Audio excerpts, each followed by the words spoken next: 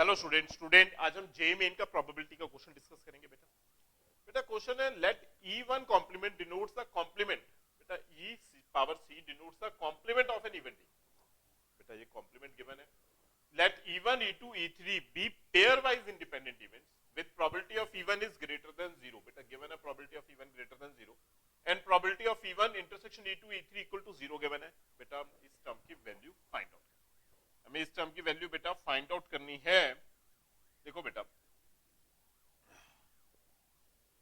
हमें गिवन है complement. Complement बेटा सबको पता होगा ई नॉट। देखो बेटा जो टर्म्स गिवन है बेटा सबसे पहले मैं वो बता रहा हूं कि probability of E complement given है मींस बेटा E power C plus probability of E is equal to 1 होता है बेटा।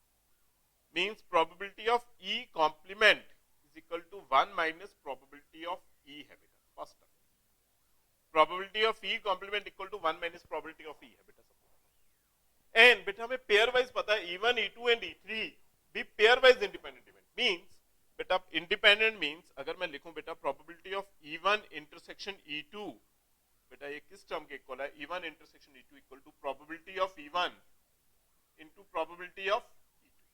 बेटा फर्स्ट टर्म पता है पेयर वाइज इंडिपेंडेंट है। पेयर वाइज इंडिपेंडेंट मींस बेटा सिमिलरली अगर मैं सेकंड टर्म भी लिखूंगा, अगर मैं सेकंड टर्म लिखोगे बेटा E2 इंटरसेक्शन E3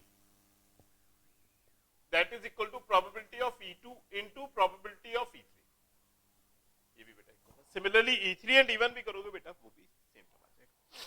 देखो बेटा नाउ बेटा कंडीशनल प्रोबेबिलिटी का क्वेश्चन है। बेटा अगर मैं नॉर्मल एक टर्म बता रहा हूं, अगर आपके पास बेटा कंडीशनल प्रोबेबिलिटी बेटा अगर आपके लिखा आएगा probability of A given B, it means है बेटा प्रोबेबिलिटी ऑफ ए हमें फाइंड आउट करनी है, बी ऑलरेडी गिवन है। A given B means probability of A find out करनी है, बी बेटा ऑलरेडी गिवन है। बेटा probability of A given B के लिए हम रिजल्ट यूज करेंगे probability of A intersection B, A intersection B divided by probability of B. बेटा जो टर्म पीछे है उसे हम डिनोमिनेटर में लिखेंगे, A intersection B divided by probability B. बेटा इस टर्म को एज अ कंडीशनल प्रोबेबिलिटी आप यूज करोगे। ए इंटरसेक्शन बी जो टर्म पीछे है बेटा उसे डिनोमिनेटर में लिखोगे। देखो बेटा इस क्वेश्चन में बेटा इस जगह पे यूज करोगे आप term E2 complement and E3 complement. Complement means बेटा नॉट टर्म के लिए यूज करोगे। गिवन है बेटा E1 बेटा according to conditional probability this term is written as E2 complement and E3 complement and E1 whole divided by probability of E1। बेटा conditional probability use हो गया। First term A intersection B, A intersection B divided by जो बेटा पीछे term है वो नीचे। Clear है बेटा? कंडीशनल प्रोबेबिलिटी के अकॉर्डिंग टर्म बन गई बेटा हमारे पास। नाउ बेटा थोड़ा वेन डायग्राम के अकॉर्डिंग में दिखाऊंगा आपको। वेन डायग्राम बेटा वेन डायग्राम के अकॉर्डिंग आप इसे देखो, अगर 3 एलिमेंट्स हैं आपके पास E1 E2 E3। बेटा अगर मैं वेन डायग्राम स्केच कर रहा हूं E1 E2 एंड E3। देखो बेटा इसके अकॉर्डिंग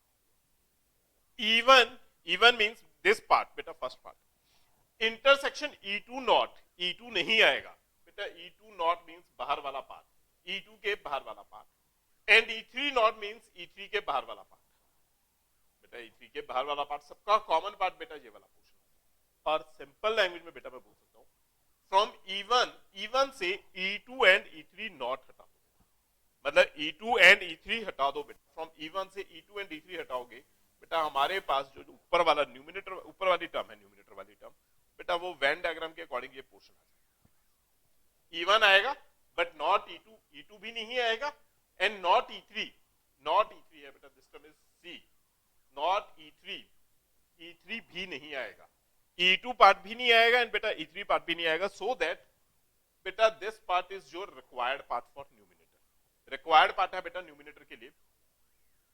देखो बेटा ये रिक्वायर्ड पार्ट है, इसे आप सॉल्व किस तरह करोगे बेटा? अगर मैं फ्रॉम E1 पूरा E1 से बेटा जो न्यूमिनेटर है उसे आप देखो बेटा फ्रॉम E1 बेटा जो पूरा इवन है, इवन से बेटा मैं intersection of these two parts अगर मैं सब्ट्रैक्ट करूं, minus intersection of E1 and E2 minus बेटा and intersection of E1 and E3, E1 and E3 का इंटरसेक्शन भी बेटा सब्ट्रैक्ट करो, बट बेटा चेक करो बेटा स्टेप, E1 इंटरसेक्शन E2 करोगे बेटा ये छोटा सा पार्ट आ गया, E1 इंटरसेक्शन E3 करोगे बेटा उसमें भी ये पार्ट आ जाएगा, मतलब जो बेटा ये छोटा पार्ट है, ये वाला जो बिल्कुल छोटा पार्ट है बेटा, ये पार्ट दो बार सब्ट्रैक्ट हो गया बेटा, इसे वन टाइम ऐड करो, आप वन टाइम ऐड करो जो कॉमन पार्ट है E2 intersection E3 whole divided by probability of E1,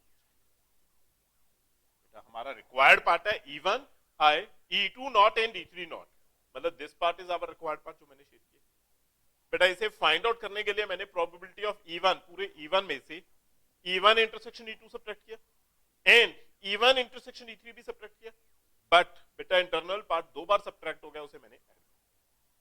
clear है बेटा? नाउ बेटा ये गिवन है E1 intersection E2 intersection E3 बेटा बिल्कुल ऊपर, दिस टर्म इज जीरो, बेटा ये जीरो गिवन है, मतलब this part is equal to zero given है बेटा, ये पार्ट आपका जीरो हो जाएगा बेटा, this part is zero and बेटा हमें गिवन है कि वो इंडिपेंडेंट इवेंट्स हैं, इंडिपेंडेंट इवेंट्स है मतलब इसको बेटा आप लिखोगे probability of E1 into probability of E2, similarly probability of E1 into probability of E2, बेटा इसमें इंडिपेंडेंट वाली कंडीशन लगाओ एंड इस टर्म को जीरो लिखो। देखो बेटा फर्स्ट टू टर्म्स में हम इंडिपेंडेंट वाली कंडीशन यूज करेंगे, प्रोबेबिलिटी ऑफ E1 माइनस बेटा इसमें कंडीशन आ जाएगी probability of E1 into probability of E2 minus probability of E1 into probability of E3 plus बेटा लास्ट टर्म हो जाएगी हमारे पास zero whole divided by probability of E1, probability of E1 बेटा डिनोमिनेटर में आ जाएगा, बेटा न्यूमिनेटर से probability of E1 common, denominator भी में भी प्रोबेबिलिटी ऑफ E1 है, बेटा न्यूमिनेटर से E1 कॉमन करोगे, डिनोमिनेटर में E1 है वो कैंसिल हो जाएगा, प्रोबेबिलिटी ऑफ E1 कॉमन करोगे एंड बेटा कैंसिल टर्म हो जाएगी हमारे पास, बेटा जो हमारे पास रिमेनिंग टर्म दिखाई देगी प्रोबेबिलिटी ऑफ E1 कॉमन बेटा 1 minus probability of E2 minus probability of E3 whole divided by probability of E1, बेटा ये प्रोबेबिलिटी ऑफ E1 हमारा कैंसिल हो जाएगा, बेटा नाउ जो हमारे पास रिमेनिंग टर्म दिखाई दे रही है 1 minus probability of E2 minus probability of E3, बेटा ये रिमेनिंग टर्म है हमारे पास, देखो बेटा जो रिमेनिंग टर्म है बेटा हमारे पास रिमेनिंग टर्म आगे 1 minus probability of E2 minus probability of E3, बेटा ये रिमेनिंग अकॉर्डिंग टू ऑप्शन, बेटा इसके बाद अकॉर्डिंग टू ऑप्शन देखेंगे बेटा, ऑप्शन के अकॉर्डिंग बेटा E3 कॉम्प्लीमेंट E2 कॉम्प्लीमेंट में नहीं टर्म बनेगी, बेटा देखो बेटा इस पार्ट को आप लिख पाओगे, पार्ट चेक करो बेटा 1 minus probability of E3 combine कर दो बेटा minus probability of E2 separate, now this term is E3 complement, E3 complement हो जाएगा माइनस प्रोबेबिलिटी ऑफ E2, बेटा यही हमारी ऑप्शन ए आ रही है एंड ऑप्शन ए बेटा आपका फाइनल आंसर है, ऑप्शन ए फाइनल आंसर हो जाए। Thank you student.